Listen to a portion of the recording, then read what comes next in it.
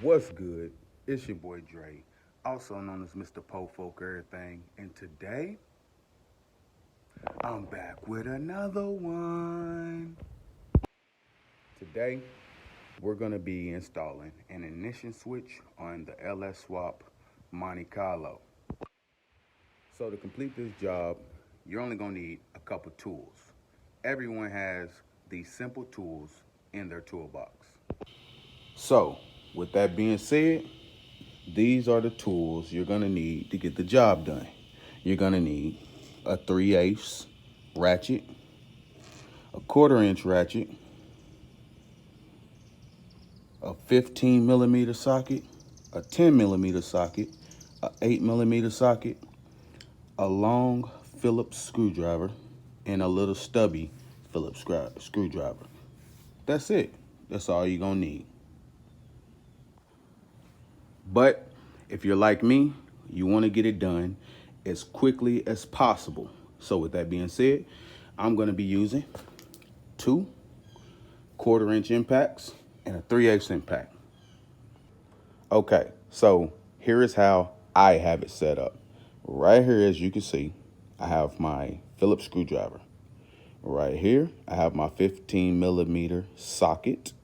And right here, I have my other 1/4 inch impact with my extension and my 10 millimeter socket. That way, I can just grab one and go. I don't have to stop to switch out my bit. All right, so here we are at the car. Oh, yeah, you see that column lock? If you don't got one, get you one. So if you look down here, we got some Phillips screws. So I'm gonna take the impact and I'm gonna hit those. It's gonna take me maybe 30 seconds. Once we remove that, you're gonna see two 15 millibolts that hold the top part of the column on. We're gonna hit that with the impact.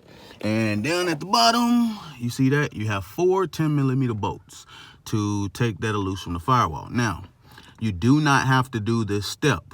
I choose to do it because it gives me a little bit more room to stick my hand up in there to get to the actual ignition switch that we are about to change.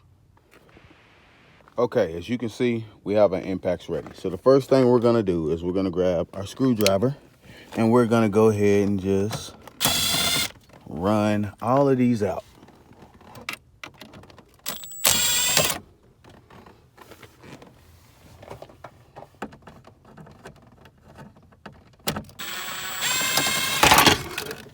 Now, as you can see, that quick, we have that off.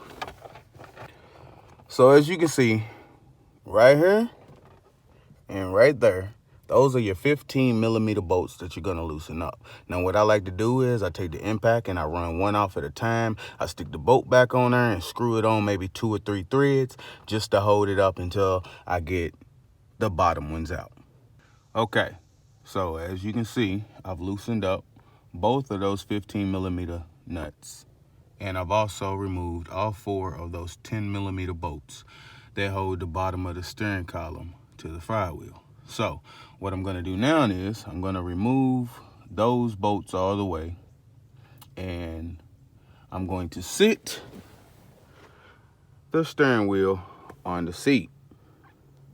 All right, so we got it down. So as you can see, that guy right there on top, yep, that guy right there is the guy that we're going after. So what you're gonna do is, if you look, you'll be able to see that there is, I think those is 8 millimeter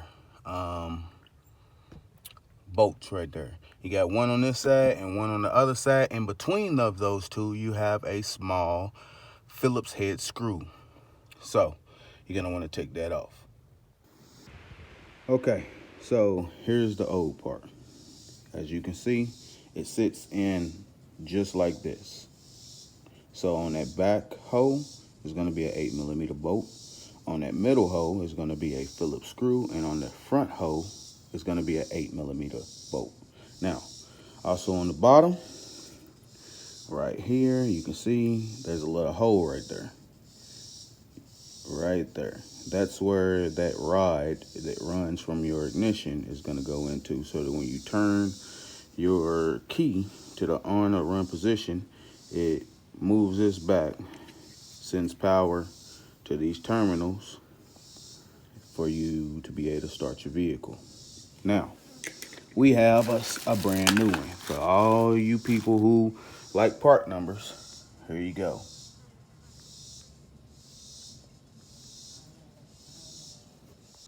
So as you can see right here, we have the old part on the bottom, new part on top. What I like to tell everybody is to check and make sure that the new part that you're installing looks identical to the one that you're taking off.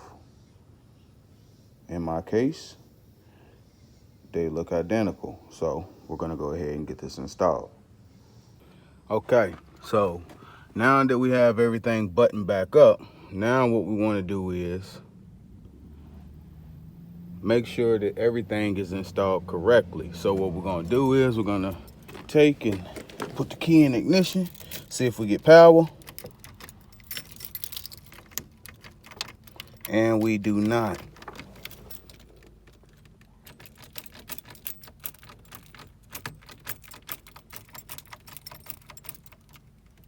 Okay, so I figured out what my issue was.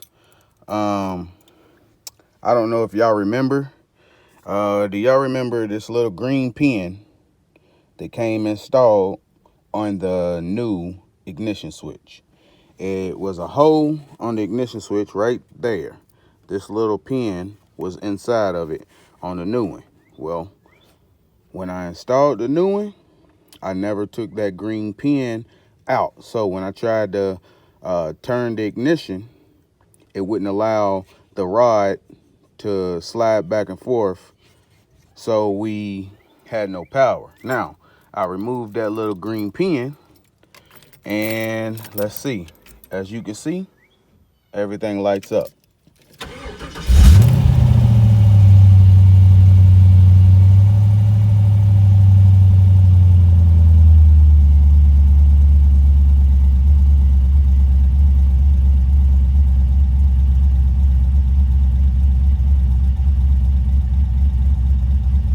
And just like that, we back in the game.